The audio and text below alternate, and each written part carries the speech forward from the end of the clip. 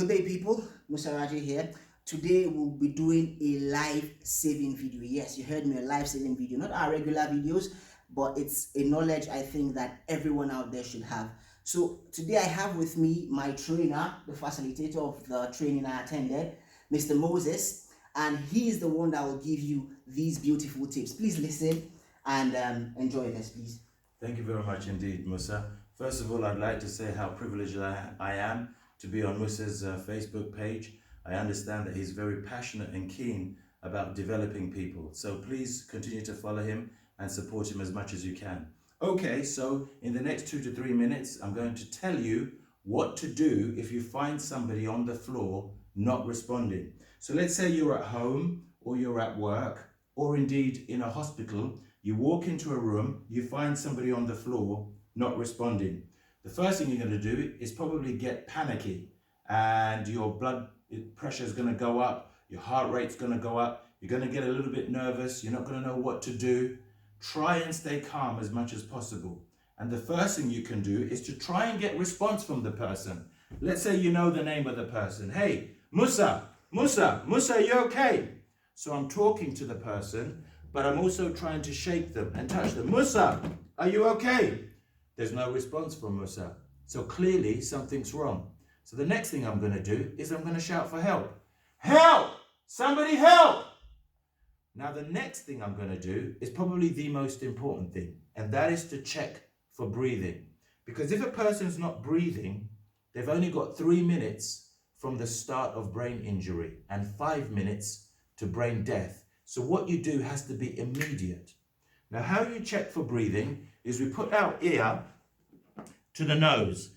I'm looking here at the chest to see if it's rising and falling. I'm listening for breath and I'm feeling for breath.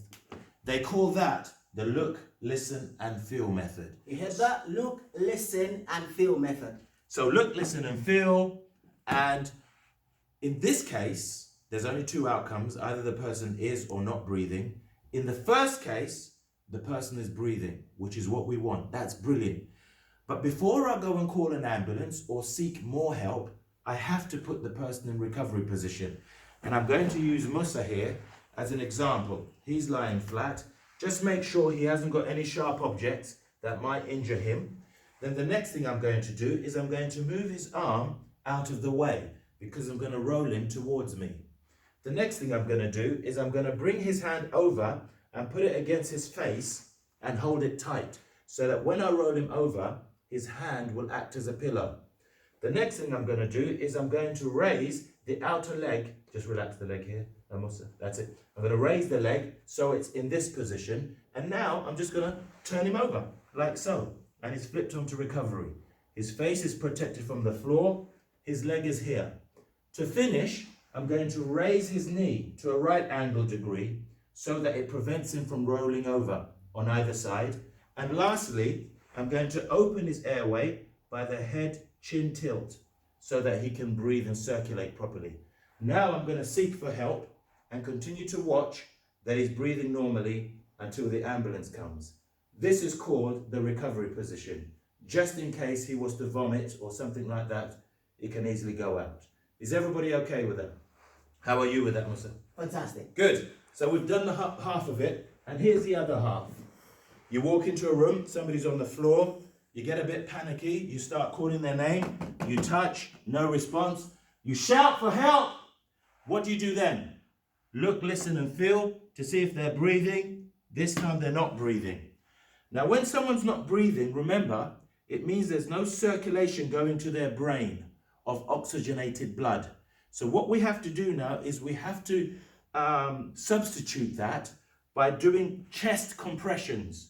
And what I'm doing is I'm putting one hand on top of another, curling my fingers over, like so. Then with the palm of my hand, I'm putting it in the middle of the chest, the sternum. Then I am doing 30 good compressions at about this rate. This is to cause the heart to circulate blood, carrying oxygen to the brain.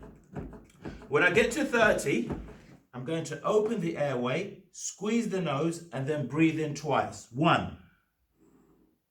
Check the chest. 2. Then I'm going to go straight back. No hesitation. My compressions must be firm and they must be continuous. When I get to 30, open the airway, squeeze the nose and breathe in. Musa, how long do I do this for? You do this for as long as you can.